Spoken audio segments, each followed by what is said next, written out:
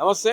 బండి సంజయ్ కొడుకు బండి భగీరథ్ పైన పోక్సో కేసు నమోదైంది. ఈ నేపథ్యంలో 72 గంటలు అవుతున్నా సరే సో అతన్ని అరెస్ట్ చేయలేని పరిస్థితి. ఎందుకంటే అబ్స్కాండ్ అయిపోయింది, తన ఫోన్ స్విచ్ ఆఫ్ అయిపోయిందని చెప్పేసి పోలీస్ అధికారులు చెప్తా ఉన్నారు.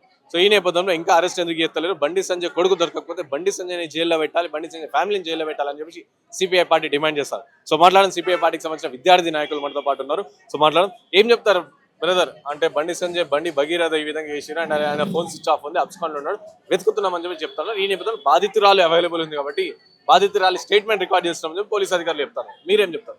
అవును, ఈ రోజు ఈ సమాజంలో స్త్రీలకు ఎటువంటి విలువ ఉన్నది అనేది మనం ఈ యొక్క ఇన్సిడెంట్ ద్వారా తెలుసుకోవచ్చు. మహిళలకు ఎటువంటి విలువ ఇస్తున్నాం అనేది కూడా తెలుసుకోవచ్చు. ఇప్పుడు హిందూ మతంలో కానీ ఒకవేళ నేను చెప్తున్నా ఇస్లాం మతం సంబంధించిన వ్యక్తి కూడా ఈ పని చేసుంటే ఇది లవ్ జిహాద్ అనే పేరుతోటి ముస్లింల పైన వ్యతిరేకత పెంచి తీవ్రమైన అల్లర్లకి చేసేవాళ్ళు కదా ఇప్పుడు ఈ బీజేపీ వాళ్ళు, ఈ హిందూ మతతత్వవాదులు. మరి అదే బండి సంజయ్, ఈ బీజేపీ సంబంధించిన బండి సంజయ్ కొడుకు ఈ ఇన్సిడెంట్ తర్వాత ఆయన అబ్స్కాండ్ చేసి కూర్చున్నారు వీళ్ళు. మరి బాధిత కుటుంబానికి న్యాయం ఎవరు చేయాలండి? అంతే కదా. ఇప్పుడు డీజీపీ గారిని మేము ఒకటే అడుగుతున్నాం, 24 గంటల్లో బాధిత కుటుంబానికి న్యాయం చేయాలి, అబ్స్కాండ్ అయిన బండి భగీరథ్ని తీసుకొచ్చి అరెస్ట్ చేయాలి. బిఎన్ఎస్ ప్రకారం 63, 64 ప్రకారం ఆయన పైన కఠినమైన చర్యలు తీసుకోవాలి. ఆ పోక్సో యాక్ట్ ని ఇంప్లిమెంట్ చేసి జైల్లో కూర్చోబెట్టండి. ఒకవేళ కామన్ మ్యాన్స్ అయితే ఏం చేశారండి? సామాన్య ప్రజలైతే ఒకవేళ ఈ తప్పు చేసి అబ్స్కాండ్ అయిన వాళ్ళ తల్లిదండ్రులను తీసుకొచ్చి స్టేషన్ లో కూర్చోబెట్టేది కదా. మరి ఇప్పుడు బండి సంజయ్ ని తీసుకొచ్చి స్టేషన్ లో కూర్చోబెట్టాలి కదా. దీనికి బాధ్యత వహించాలి బండి సంజయ్. దీనికి బాధ్యత వహిస్తూ ఆయన రాజీనామా చేయాలి ఆయన పదవికి. లేకపోతే ఏఐఎస్ఎఫ్ గా విద్యార్థి సంఘం తరపు నుంచి ఖచ్చితంగా మేము దాడులకు దిగుతామని ఈ సభాముఖంగా హెచ్చరిస్తున్నాం. ఇక దీనిపైన ఇంతకు ముందు మౌనిక సుంకరాని కానీ లేదా ఇంకో చౌదరి గారు కానీ లేదంటే మాధవిలత గారు కానీ ఎంతో మంది ఉన్నారు కదండి. మరి వాళ్ళు మహిళలే కదా. ఈ మహిళల పైన, ఈ అమాయకురాలైన పైన, ఈ మైనర్ పైన కూడా ఇటువంటి చర్యలు జరిగినప్పుడు వీళ్ళు ఎటు పోయారండి? కోవాబండి విషయంలో మాట్లాడతారు వీళ్ళు, అంతే కదా. ఇప్పుడు కోవాబండి విషయంలో మాట్లాడతారు కానీ ఇటువంటి విషయాలపైన ఎందుకు మాట్లాడారు? అనసూయ వేసుకునే బట్టల గురించి మాట్లాడతారు వీళ్ళు. ఈ మైనర్ పైన జరిగిన ఒక మహిళకి కామన్ సెన్స్ ఉండాలండి. ఒక మహిళ పైన జరిగిన, అది ఏ మతమైనా, ఇస్లామిక్ కానీ క్రిస్టియనే కానీ లేదా హిందూ మతమే కానీ, ఒక మహిళ పైన జరిగినప్పుడు ఇటువంటి ఘటనల పైన ఖచ్చితంగా చర్యలు తీసుకోవాలి, మహిళలకు వచ్చి మాట్లాడాలి. మరి వేరే విషయాలపైన మాట్లాడతారు వీళ్ళు, ఇటువంటి విషయాలపైన ఎందుకు మాట్లాడరు? అంటే తక్కువ జాతి వాళ్ళైతే చిన్న చూప. ఇప్పుడు బండి సంజయ్కి పదవి ఉన్నది, వాళ్ళకి ఆయన అబ్స్కాండ్ చేసి కూర్చోబెట్టారు. మరి రేవంత్ రెడ్డి ఏం చేస్తున్నాడు? ఆయన పక్క నుండి తీసుకోపోయింది, ఈయనని పక్క నుండి అబ్స్కాండ్ చేయించి కూర్చున్నాడు. ఇప్పుడు ఆ కేసును డీల్ చేస్తున్న ఆ ఎస్పీ గారు కూడా ఏం చెప్తున్నారు?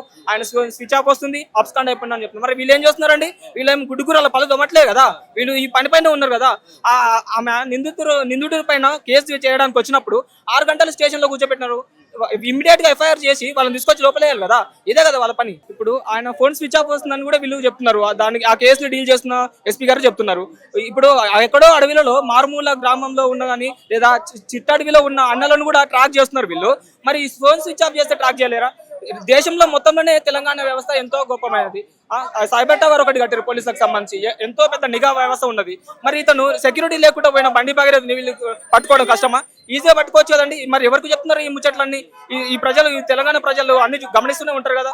మరి అవన్నీ పట్టుకున్నప్పుడు ఇతన్ని పట్టుకోవడంలో ఆలస్యం ఎందుకు, జాప్యం ఎందుకు?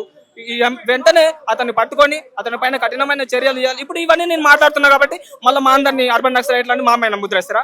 అంతే కదా. ఇప్పుడు మేము మాట్లాడుతున్నందుకు మమ్మల్ని అర్బన్ నక్సలైట్లు అంటారు. మేము అర్బన్ నక్సలైట్ కాదు, ఏం కాదు. తెలంగాణ సమాజంలో విద్యార్థుల పట్ల ఇటువంటి సంఘటనలు జరిగినప్పుడు వాటిపైన మేము ఖచ్చితంగా స్పందిస్తాం. ఇప్పుడు ఇమీడియట్ గా ఆయన ఫోన్ స్విచ్ ఆఫ్ అవుతున్నారు అన్న కదా. ఇంతకు ముందు ప్రియాంక రెడ్డి కేసు అయినప్పుడు సజ్జనార్ గారు ఉన్నారు. ఆయన మైనర్లు, 4గురిలో 3 మైనర్లు ఉన్నప్పుడు వారిని అసలు ఫేస్ కూడా వాళ్ళు డిస్క్లోజ్ చేయకూడదు. వాళ్ళు ఫేస్ చూపించినారు, పేపర్లో వేసినారు.